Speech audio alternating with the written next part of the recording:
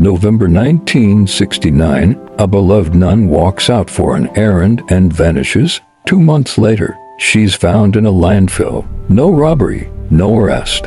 What did Sister Cathy know that was worth killing for? And if powerful people protect each other, who protects the truth? This is the story of Cathy Cesnik, Sister Cathy, a 26-year-old teacher at Archbishop Keough High School, who disappeared from Baltimore on November 7, 1969, 2 months later.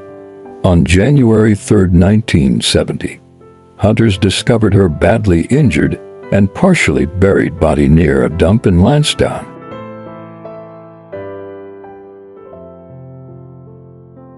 The cause of death: blunt force trauma to the head. Sister Cathy was not some transient figure drifting through a city. She was a favorite teacher and counselor, yet warm, engaged, and outspoken with her students. The stakes here are not only the unsolved murder of a young woman. They are questions about institutional silence, the protection of power, and whether an entire community looked away as pain accumulated inside the walls of its institutions. Why does this case still matter? Because this murder intersects with allegations of widespread abuse inside the same school and allegations that those in authority may have covered up crimes rather than seek justice. Those connections and the people who first told the story drive everything that follows. To investigate, we must build the timeline and listen to the voices that were there, the students, the teachers, the detectives, and then look for the contradiction. Sister Cathy leaves her apartment for an errand and does not return. Searches, interviews, but no body recovered. Her car was later located in a nearby area.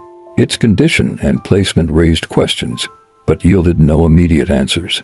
Hunters find a partially buried, decomposed body in a dumping area on Monumental Avenue in Hallethorpe, Lansdowne, later identified as Sister Cathy. Autopsy: blunt force trauma. A second timeline runs in parallel. Whispers and later allegations about a school chaplain whose behavior terrified students and who later became a central figure in the story. She made us feel like we mattered. A former student remembered and then added, years later, that Sister Cathy had been increasingly concerned about certain students' welfare, an interest that may have put her at odds with powerful figures inside the school. Several former students reported, decades after the events, sustained psychological and sexual abuse by a priest who served as chaplain and counselor their school. These allegations were not made publicly in the immediate aftermath. They were memories survivors carried for years until, in the 1990s and beyond, they began to speak. Those testimonies added a chilling new context to Cathy's disappearance. Police records from the time show interviews and some follow-up, but no conclusive forensic link to a perpetrator. Some witnesses later said police did not pursue certain lines of inquiry aggressively. Some survivors allege intimidation and threats, even claims that a priest once showed a student the body of Sister Cathy as a threat.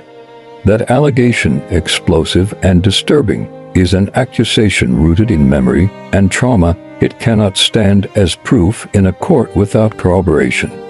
Yet it dramatically reframes motive and opportunity of true potential opportunistic attackers, people with criminal histories, or strangers who might have encountered Cathy the night she vanished. For decades, investigators examined dozens of leads without sufficient evidence to arrest. Most notably the school's chaplain, Father Joseph Maskell, who was later accused by former students of abuse, manipulation, and orchestrating a culture of fear. Those allegations, raised in the 1990s and publicized widely in the 2010s, suggested a motive, that Cathy may have known of abuse and about plans to silence those who spoke. Maskell denied wrongdoing. He died in 2001. Investigative efforts later included exhuming his body to test DNA against evidence from Cathy's case tests, which police later reported did not match. Allegations are not convictions. Maskell was never criminally charged for Catherine's murder, but the existence of multiple survivors' testimonies alleging abuse inside the same institution makes Maskell's role a central element of public and journalistic inquiry. She told us to be brave. I think she was braver than we ever realized. This recalls Sister Cathy's encouragement to students to question and to speak. Another former student described leaving Keough with a lasting fear. We were so afraid of him, the chaplain. We felt trapped, an advocate for the survivors. What these women described wasn't a single bad choice. It was a pattern, and patterns leave tracks. These testimonies helped create the narrative thread that would later be woven into wider public understanding of the case. They are not proof of murder, but they are evidence of a climate inside which silence and fear were cultivated. For years the case sat in police files.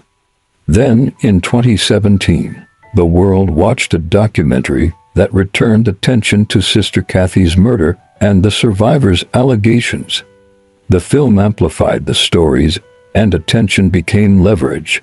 Authorities re-examined physical evidence with modern forensic science. State and county investigators exhumed the body of Father Maskell in early 2017 to test his DNA against genetic material recovered from the scene and related items.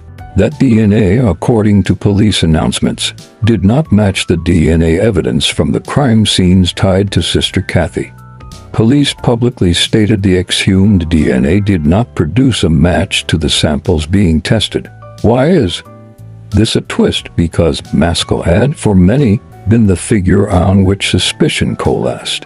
The DNA non-match removed one possible direct link between the man and the physical evidence from the scene, but it did not, and cannot, dispel the broader questions about abuse, institutional response, or whether other actors may be implicated. It also raised painful public contradictions. Some survivors remained convinced of Maskell's culpability in wrongdoing and of institutional cover-ups, even as DNA did not place him at the scene. Re-examination of files in the wake of the documentary produced new witnesses and renewed testimony, but also friction between survivors and law enforcement, who told some that the evidence would have to meet strict legal thresholds. For survivors, DNA that doesn't match a suspect can feel like an institutional failure to deliver justice. For detectives, it is an incontrovertible fact of the forensic record that moves some lines of inquiry forward while closing others.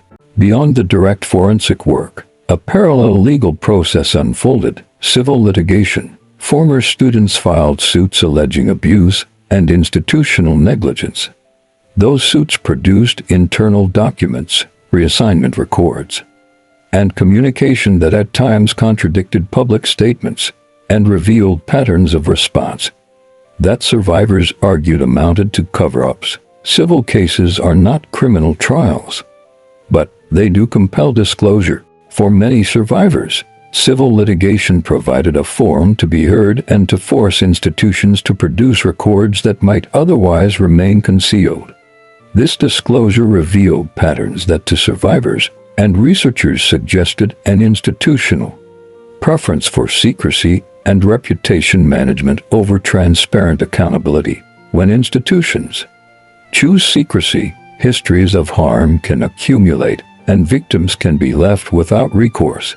In 2017, the Netflix documentary series The Keepers brought Sister Cathy's story to millions. The series did not solve the murder. Its purpose and effect was different. It amplified survivors' voices, compiled decades of interviews, and forced renewed attention on files that had, in many ways, lain dormant. The series catalyzed new leads, fresh interviews, and broader public pressure to re-examine the case. The documentary also sparked controversy. Critics argued that while it shed necessary light on abuses, it sometimes blurred lines between allegation and proven fact in the public imagination. Supporters countered that without such attention, survivors' stories would have remained private and the case would have stayed cold. In practical terms, The documentary created momentum. Police re-examined certain items, and public interest generated tips that may otherwise never have surfaced. Among the testimonies that shocked viewers and reporters was one claim that a student was shown Sister Cathy's body as a threat, an act of intimidation meant to silence. If true, it suggests a chilling motive, that the killer wanted others to remain silent by turning the death itself into a tool of terror. This allegation is horrific and must be handled responsibly. It is also the kind of claim that forces us to consider motive beyond the immediate act of violence, the intentional cultivation of fear as an instrument of control. For investigators, reporting such claims requires corroboration for survivors. Speaking out about such an experience can carry personal cost and re-traumatization. Whatever the legal standard for that particular claim, its public telling changed the cultural conversation. It made people view Catherine's death not as an isolated crime but as part of a larger pattern of institutional horror. A detective would ask, who had motive? Who had opportunity? Who could move freely without notice? In the social world of 1969 Baltimore, with tight neighborhoods, regular parish routines, and overlapping social power, certain people had access that others did not. Investigators considered men connected to the school and church with access to students and knowledge of the students' vulnerabilities. Individuals with criminal records or violent tendencies in the region. Those who may have feared exposure of separate wrongdoing, blackmail, illicit activities, and used violence as a preemptive measure. Each avenue produces a list of names and a chain of inquiries. Over 50 years, some names die, memories fade, and physical evidence degrades, complicating the path to any definitive answer. But new techniques and databases sometimes yield breakthroughs even in cases long cold. The human heart of this story is not evidence files or police logs, it is the survivors, women who once were high school girls and are now mothers, grandparents, professionals, and activists. They carried trauma silently for decades. Their coming forward was both brave and necessary. It reshaped public perception and pushed legal systems to account for systematic failures. Survivors described cumulative harm, the initial abuse, the culture of silence, the dismissal of their complaints, and the social costs of speaking. For many, pursuing justice for Sister Cathy became inseparable from seeking recognition for their own suffering. Here are the conclusions we can responsibly draw from the available public record. Sister Cathy Cesnik disappeared November 7, 1969, and her body was found January 3, 1970. Her death was caused by blunt force trauma. Those are documented, but decades later, survivors of abuse at Archbishop Keough came forward and alleged a pattern of misconduct by a school chaplain and others. Those allegations reframed the context around Catherine's death and prompted renewed investigation and public scrutiny. Father Joseph Maskell, a central figure in the allegations, was exhumed for DNA testing in 2017. Police reported his DNA did not match DNA evidence recovered in the case. That forensic result removed one potential direct forensic link, but did who specifically killed Sister Cathy Cesnik, whether her death was directly motivated by her knowledge of abuse or by some unrelated criminal act, whether all institutional avenues of accountability were exhausted. If you have any credible information about the case, contact Baltimore County Police's Cold Case Unit. If you were affected by abuse, seek support from local survivor services. You are not alone. For sensitive information, consult an attorney or a victim advocate who can guide next steps with care and security. If this story moved you, do 3 simple things to keep the search for truth alive. Like this video, share it so more people see it, and subscribe for more deep case files from Chronicles of Crime. Hit the bell icon to be notified when we release our next deep dive, because sometimes attention is the difference between a case staying cold and a case finally being solved.